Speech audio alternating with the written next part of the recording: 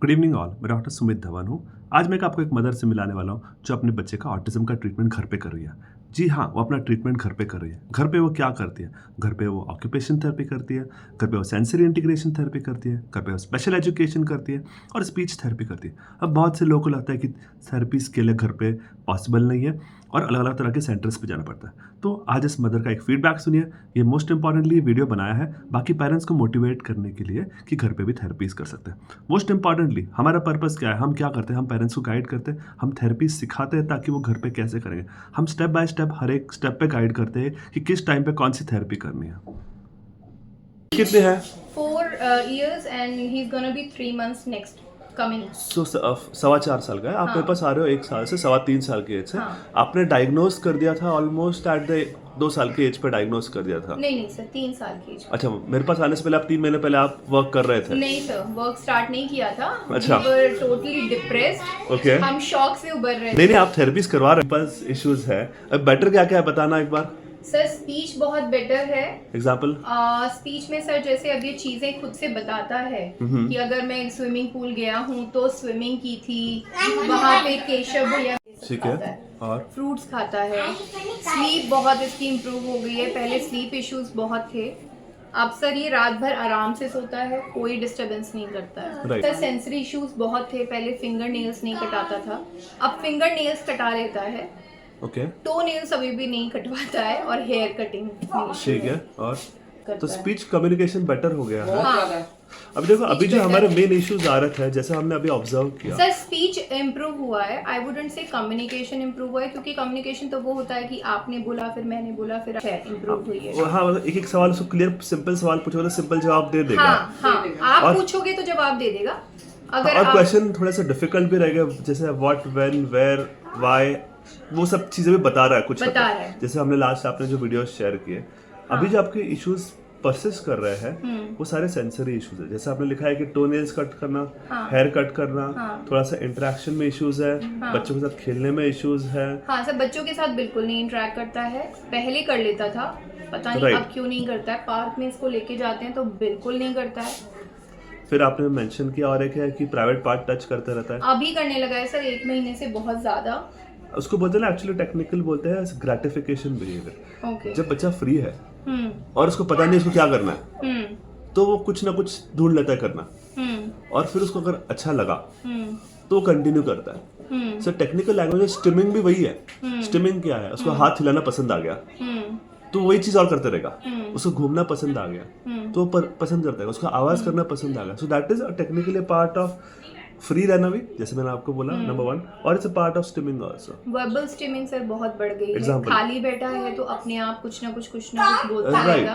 Relevant irrelevant doesn't matter. Exactly. तो अब जैसे मैंने आपको लास्ट टाइम में बताया था, हमारे को है ना थेरेपीज, जो आपकी एक्टिविटीज जो भी है ना, वो 5 से 6 साल तक कंटिन्यू करनी रहती है।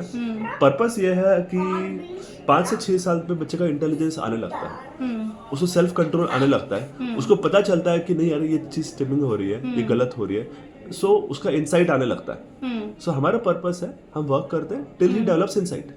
That is the most important. अभी उसका इंसाइट इतना स्ट्रांग नहीं है, तो he has a tendency for echolalia, he has a tendency for stimming, थोड़ा सा सेंसरी इश्यूज, समटाइम्स रिस्पॉन्ड नहीं करता है जब अटेंशन। ओके, अटेंशन अभी भी जैसे कि आपने मेंशन किया 50-60% है, थोड़ा सा बीच में इनअटेंटिव हो जाता है। Does not put pressure. Okay, does not put pressure. That is related to something called as visuospatial skills. Visuospatial skills means hand eye coordination और pressure, चारों चीज का कॉम्बिनेशन है। एक्टिविटी बहुत सिंपल है उसमें, पेन प्रेशर के लिए, फाइन मोटर एक्टिविटीज, क्लिप्स वाली एक्टिविटीज। सब वो मैं रोज करा रही हूँ। क्लिप्स लो, डिफरेंट क्लिप्स कपड़ों पे लगाओ। Activity number 1। ट्रांसफर एक्टिविटीज कर सकते हो यूजिंग टोंग्स। करवाती हूँ, सब टोंग्स भी लो, करवाती हूँ। छोटे टोंग्स जो बड़े टोंग्स और छोटे वाले जो होते हैं क्लिप के, सब करवा रही हूँ सर। तो टोंग्स यूज कर सकते हो। थेराबैंड भी स्ट्रेच करवाती हूँ। छोटे प्रेशर पे वर्क करता है। थेराबैंड वर्क कर रहा है मेजर जॉइंट्स पे, आप इसको स्ट्रेच कर रहे हो, तो थेराबैंड वर्क कर रहा है इसको स्ट्रेचिंग। हमारे को चाहिए ये फिंगर कोऑर्डिनेशन। तो उसके लिए एक और सिंपल एक्टिविटी है, चलो मम्मी का हाथ जोर से पकड़ो, चलो जोर से पकड़ो, चलो धीरे से पकड़ो, फिर से जोर से दूसरा हाथ पकड़ो। तो आप उसका कंसेप्ट ऑफ प्रेशर लेके आ रहे हो। दूसरा concept of fine motor activities सबसे बेस्ट है रबर बैंड। चलो खोलो, ये खोलो, so it is allowing him to regulate his pressure. Rubber band दे सकती हो, आपका जो हेयर का जो रबर है वो दे सकते हो, अलग अलग साइजेस में अवेलेबल है, वो कर वो सकते चारों तरफ फिंगर में ऐसे लगा के ऐसे ऐसे हो, खुले करवाना। लगाओ। तो हाँ। Basically to regulate his pressure, वो एक्चुअली ऑपोजिट प्रेशर कर रहा है, वो एक्सटेंसर्स पे वर्क कर रहा है, हमें तो एक्चुअली उल्टा चाहिए, Flexors पे काम फ्लेक्सर्स पे करना है, बट चलो something is better than nothing. तो क्ले क्ले बनाओ, डो बनाओ, उसको बोलो छोटे छोटे बनाओ और छोटे बनाओ, स्क्वीज करो, प्रेस करो। मैं इसको सर आटा दे देती हूँ। स्क्वीजिंग एक्टिविटी में कपड़े निचोड़ने भी आ जाएगा। अच्छा, कपड़े नहीं छुड़वाना। कपड़े निचोड़वाने से आपका फाइन मोटर पे और ग्रिपिंग पे और स्ट्रेंथ बेसिकली हमें पेन पकड़ने के लिए चाहिए, हाथ पे स्ट्रेंथ चाहिए, हाथ पे और रिस्ट पे स्ट्रेंथ चाहिए, तो वो आपका स्क्वीजिंग में भी आने लग जाएगा। तो स्क्वीज बॉल्स भी दे सकते हो। तो इस तरह के डिफरेंट एक्टिविटीज आपको थिंक क्लियर, एक थोड़ा सा मुश्किल काम है, उसके लिए मैं इतना ज़्यादा फोकस नहीं कर रहा हूँ फिलहाल अभी। एक सर इसमें जो बहुत अच्छी चीज इम्प्रूव हुई है वो इसके ग्रोस मोटर स्किल्स बहुत इम्प्रूव हुए हैं। एग्जाम्पल, सर जैसे पहले मैं इसको कोई भी एक्सरसाइज सिखाती थी ना तो बहुत टाइम लगता था, महीना 1.5 महीना। अब सर मैं इसको कोई नई चीज़ सिखाती हूँ ना तो अंडरस्टैंडिंग भी इम्प्रूव हुई, तो बहुत जल्दी सीख जाता है। कोई भी चीज़ हो विद इन 4-5 डेज ये न्यू एक्टिविटी सीख जाता है। सबसे योगा बुक लो योगा की, सिंपल सिंपल एक्सरसाइजेस कराओ और स्ट्रेचेस कराओ, 10 मिनट्स 2-3-4 टाइम्स करा लो, इजीली रहेगा, सब पकड़ के कराना पड़ेगा। काफी कोर्सेज सर मैं कराती हूँ योगा के, कैट एंड कैमल, ब्रिज हाँ, मतलब जो भी कुछ पसंद है आपको लगता है, पोज, ये सब जो भी आपको लगता है इसकी एज के लिए अप्रोप्रिएट है, जो कर सकता है वो करवा लो।